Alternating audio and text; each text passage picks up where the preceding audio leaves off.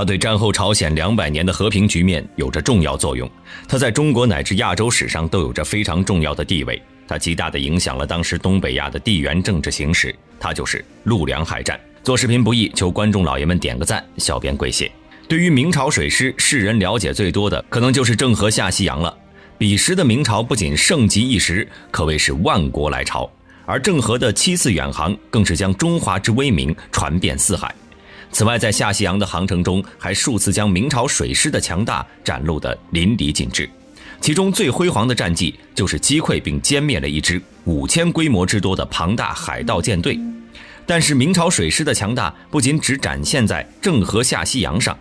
自古以来，因为中国与朝鲜接壤的关系，两地的关联便十分紧密。朝鲜的地理位置十分重要，是外界打入中国内陆的重要关口，因此中国古代的历朝历代都十分重视朝鲜的安危。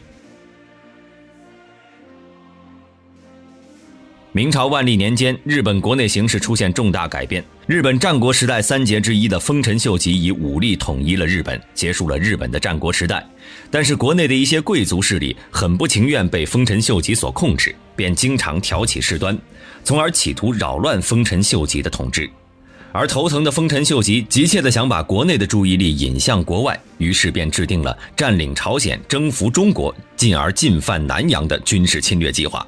丰臣秀吉出生于尾张国爱知郡中村的一个贫穷家庭，参军后也仅仅是军中的一名下级步兵。但当时就是这样一个前途渺茫的人，在日后凭借一己之力强势崛起，并统一了日本，进而将明朝与朝鲜2个国家带入战火之中。丰臣秀吉的第一项措施就是向朝鲜提出了借道入明的要求，明面上是想借道朝鲜进攻明朝，但日本的狼子野心被朝鲜高层一眼识破，断然拒绝了这一要求。但是对于只需要一个借口来进攻朝鲜的丰臣秀吉，这已经便足够了。万历20年，即公元1592年4月13号，丰臣秀吉以武力进攻朝鲜，朝鲜不敌日本的大举进攻，一度处在亡国的边缘。着急的朝鲜国王李衍按照中国历朝历代奉行的宗藩政策，便急忙遣使向明朝求援。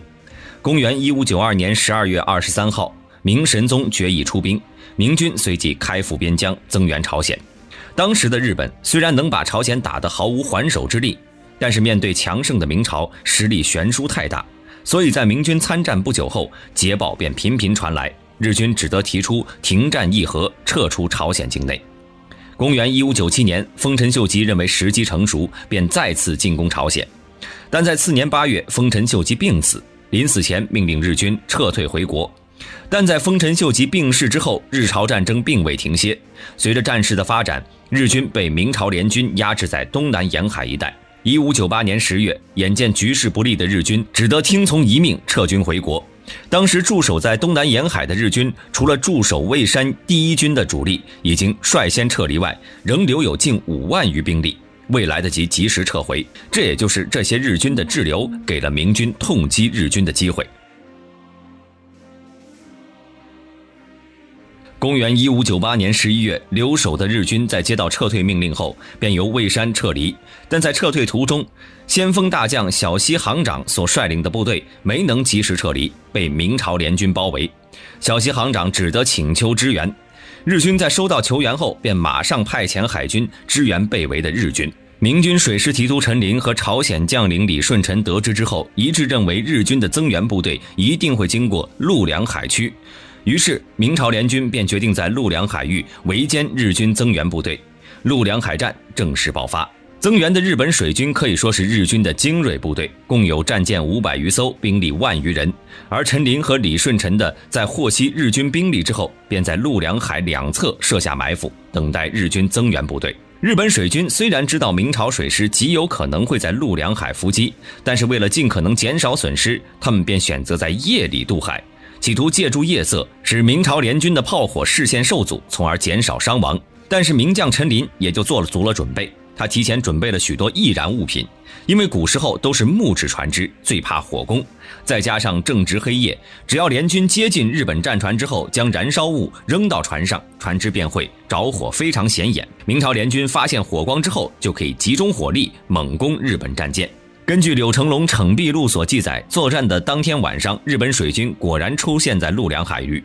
于是明朝联军便趁着夜色悄悄地接近日舰，先锋战船果断开炮，随后向日舰笔直冲去。明朝的联军其他船只见状也紧随其后。据说这支增援的日本水军不仅都是岛津义弘的精锐，战斗力非常高，而其家主岛津义弘也是日本安土桃山时代的大名。岛津氏第17代当主，一生大战无数，这支部队便跟随岛津义弘南征北战的精锐部队。一时间慌乱的日本水军在岛津义弘的指挥下，便很快开始了反攻，将明朝先锋邓子龙包围。已经年逾7旬的邓子龙虽然身陷重围，但仍率200军士奋力迎战，日军一度无法将其消灭。但由于先前制定的作战方针，却给邓子龙带来了杀身之祸。明朝士兵不慎将起火之物扔到了他的战船之上，战船随即失火，日本水军趁乱围攻，名将邓子龙最终战死。根据朝鲜李忠武功行述所记载，